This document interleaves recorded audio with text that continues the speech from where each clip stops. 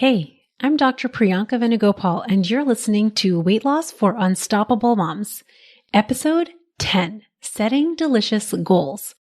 Today's episode, I'm going to be talking to you about goal setting and reaching your ideal weight. I break down why having goals is important and the common obstacles that you might run into specifically when it comes to weight loss. And finally, I'm going to talk you through how to set goals in a way that creates in-hand results. If you want to reach your ideal weight and create lightness for your body, you need to have simplicity, joy, and strategic decisions infused into your life.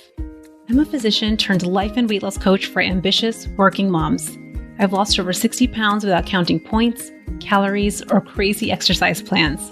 Most importantly, I feel calm and light on the scale and in my life.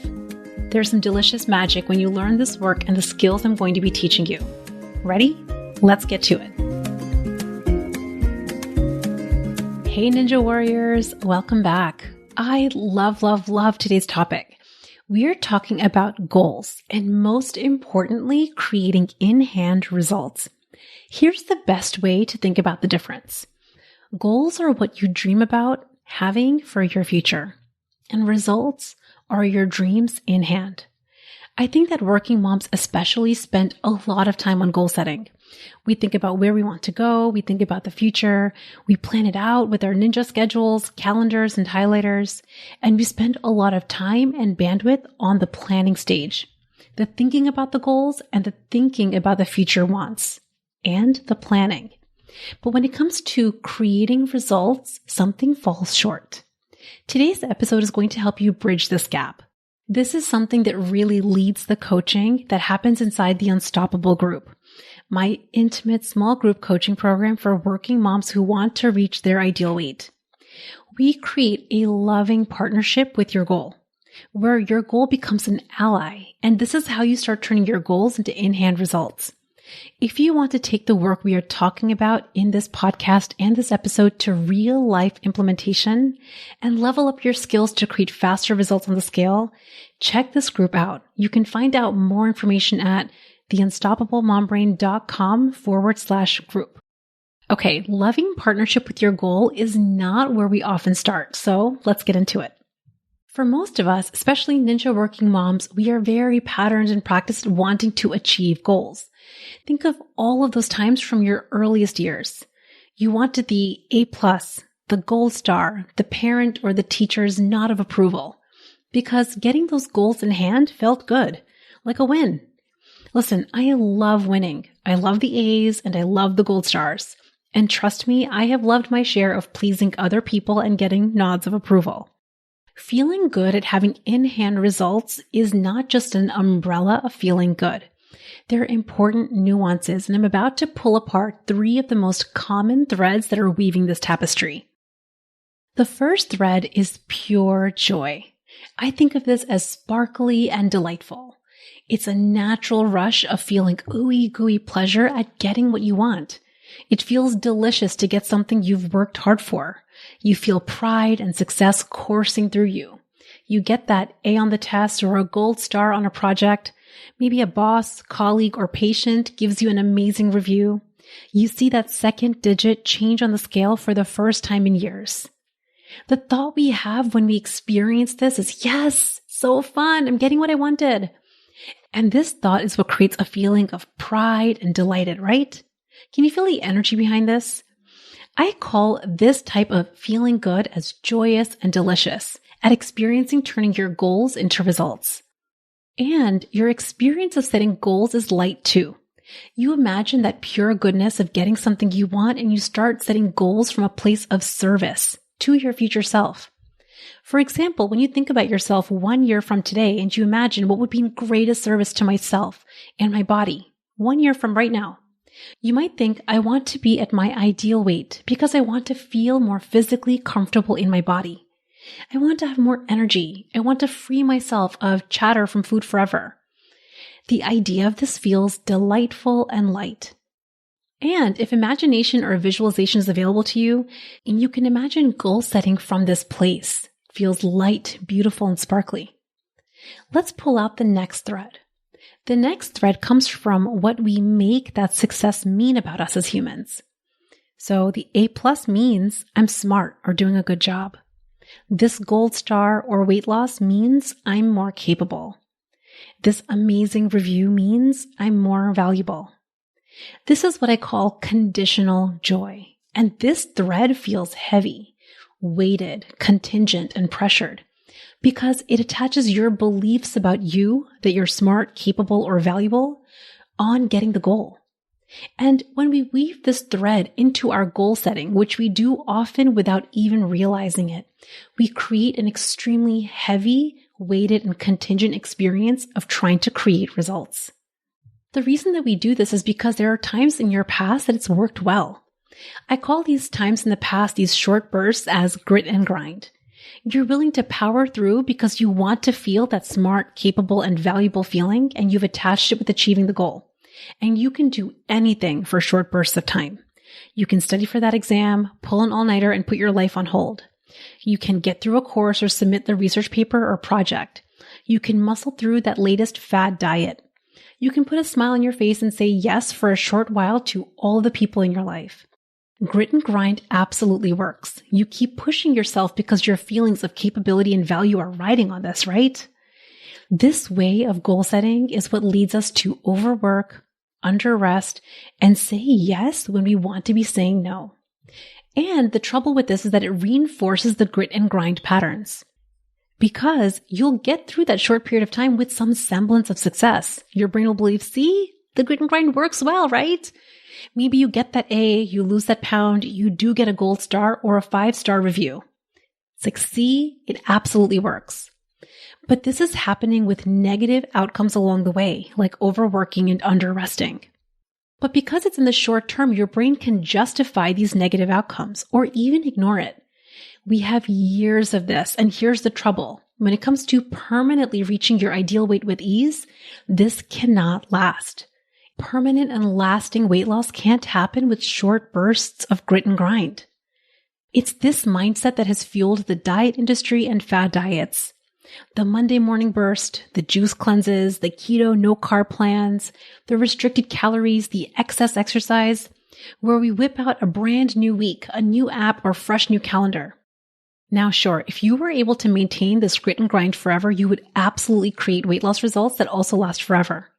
But will it feel simple, light, and maintained with ease? Likely no, because the way you lose weight is the way you maintain it. If you're in the grit and grind to lose weight, be prepared to use grit and grind to maintain it.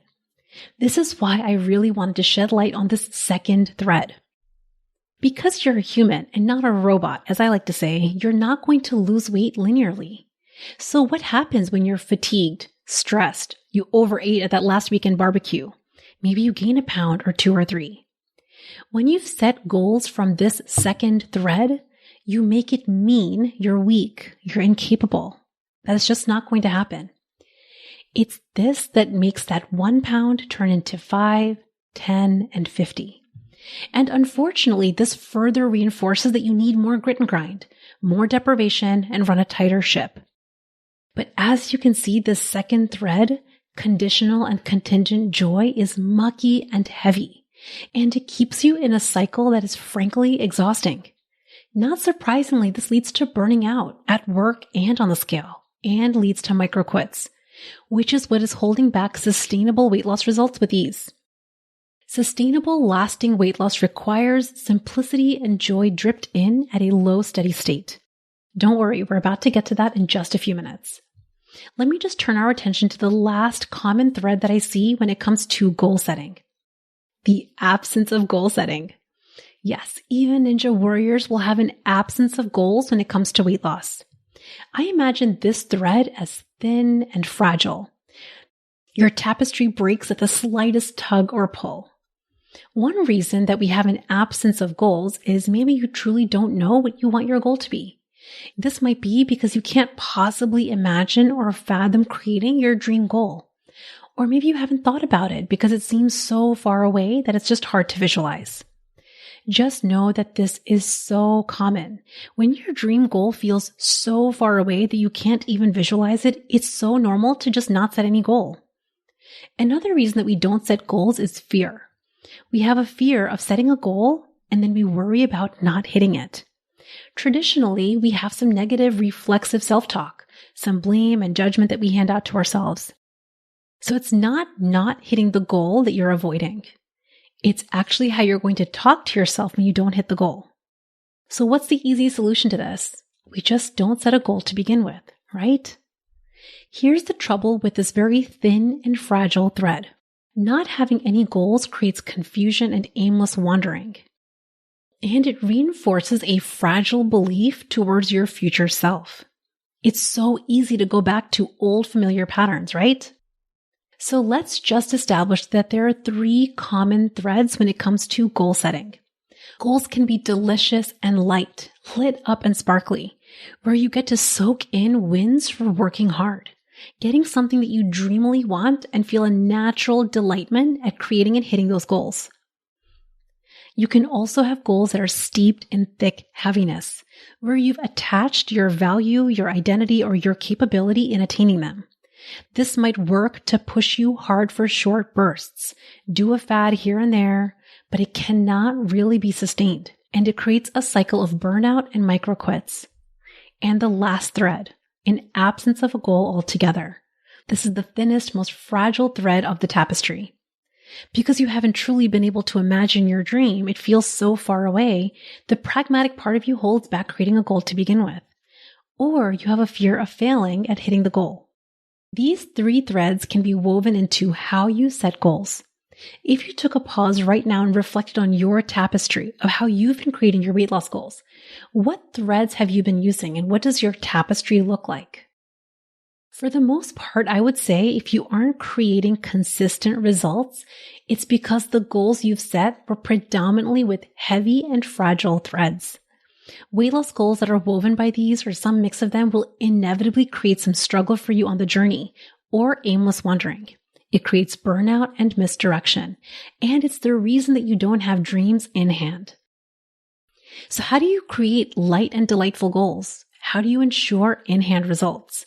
First, just know that you don't need a perfectly 100% delightful tapestry to be woven.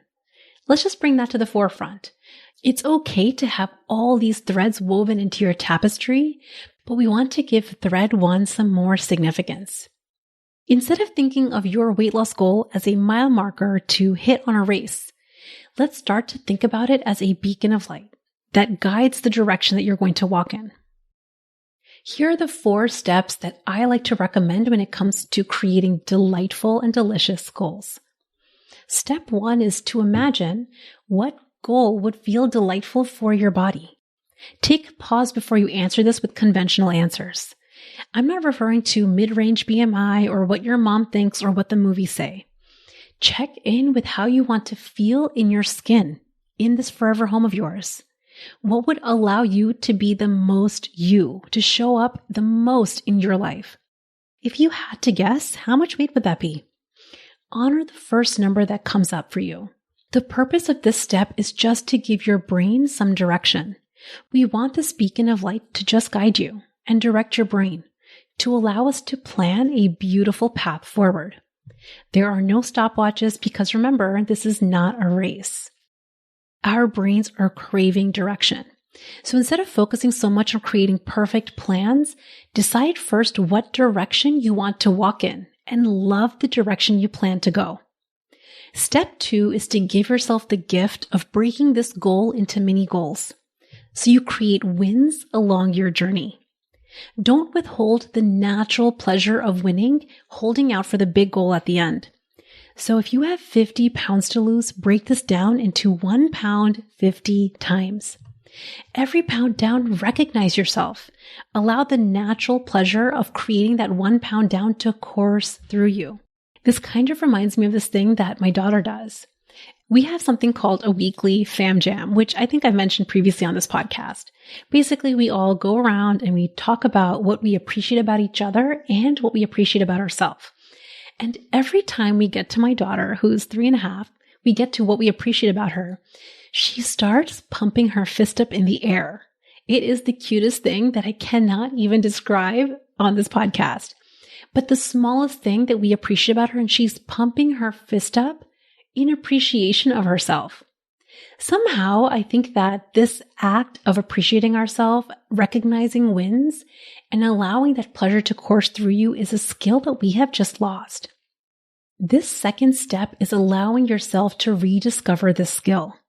That 1 pound down is your body releasing excess, and allow yourself to delight yourself in creating this. Here's the caveat. If you notice 1 pound down not being enough to celebrate or recognize yourself, or if you have a thought like, anyone can do that, what's there to recognize? Or I've lost that pound before, but I've gained it back. You likely have a lot of thread too woven into your belief structure. You'll know this is you if 1 pound isn't enough. And you'll think you need to hit a larger goal to feel proud or recognize yourself. Just be on the lookout for this thread taking over your tapestry. Step 3, untether from a rigid and linear timeline. This means if you want to lose 50 pounds, don't plot an imaginary graph where you're losing 2 pounds per week for 25 weeks, like you're a robot releasing weight written by a computer program. Sure, this may work out, but untethering from this type of timeline allows you to see yourself as human and introduce flexibility. You may have weeks that you lose 1 pound per week, or maybe a few pounds per week. Maybe you stagnate for a while. Maybe you have a holiday weekend and you eat past satiety and you gain weight. It doesn't matter because you can get right back to yourself and a process you know, trust, and believe in. It took me 18 months to lose just over 60 pounds.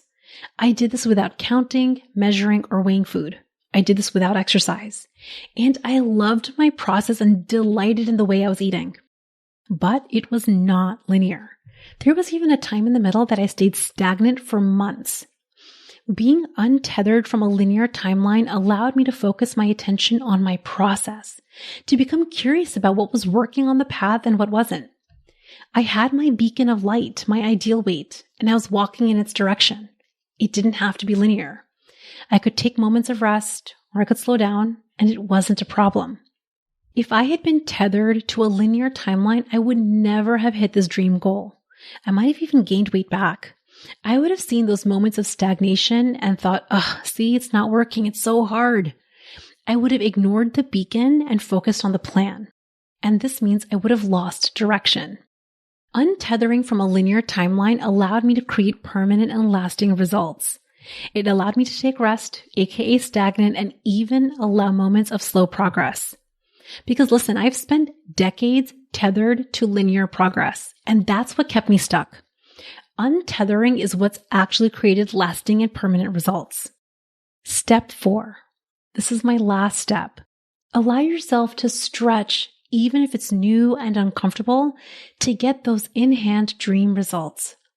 This stretch, while it might feel a little uncomfortable, isn't the same as grit and grind. This stretch will never lead to burnout. It only leads to the growth of you, your capacity to believe even more highly in yourself and your skills. And this is where coaching can play a priceless role. Inside the Unstoppable group, we uncover limiting beliefs and walk the nuanced line of growing your capacity. We do this with honest, loving, and direct exploration of your brain. And it's seriously the best work you will ever do in your life. Because this is where your tapestry is coming from. It's why my clients are getting amazing results while being in this intimate room. We're growing past old limits, and this can be for you too. So to recap, allow yourself to set goals from a light and dreamy place, led by how you want to experience your life in this body. Challenge your old goals and honor a dream goal that truly feels right for your unique self. Celebrate and recognize yourself walking the path, letting every pound down being an opportunity to recognize yourself. Let yourself experience wins often. Untether yourself from a rigid and linear timeline to introduce flexibility. If you have a beacon, commit to walking on that journey, sometimes resting and sometimes slowing down. And lastly, be willing to stretch yourself to do new things.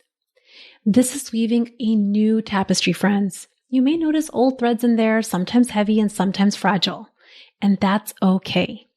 But don't taint your whole tapestry of goal setting with those threads anymore. I promise you, this is how you release yourself of pressure and urgency to hit the goal. And it is so much more of a delightful way of creating in-hand results. This is how you drip in simplicity and joy, little by little, and it creates seriously massive and lasting results. If you're interested in working with me and want to take this work from your ears to real-life implementation, the Unstoppable Group might be for you. It is a 6-month coaching experience for working moms who are ready to reach their ideal weight with more simplicity and more joy. You can learn all about the group and all the details for how to claim your spot at theunstoppablemombrain.com/group. Coaching turns everything around. It gets you unstuck and it helps you untether from your obstacles. Inside this room, we are growing capacity to receive more pleasure and joy. We're losing weight and feeling lighter in our minds. I'm telling you, this work doesn't just shed the weight. You fundamentally shift your relationship with yourself. It levels up and changes your whole life's experience, which, Ninja Mom, you deserve.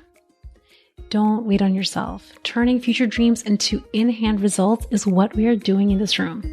I hope to see you there.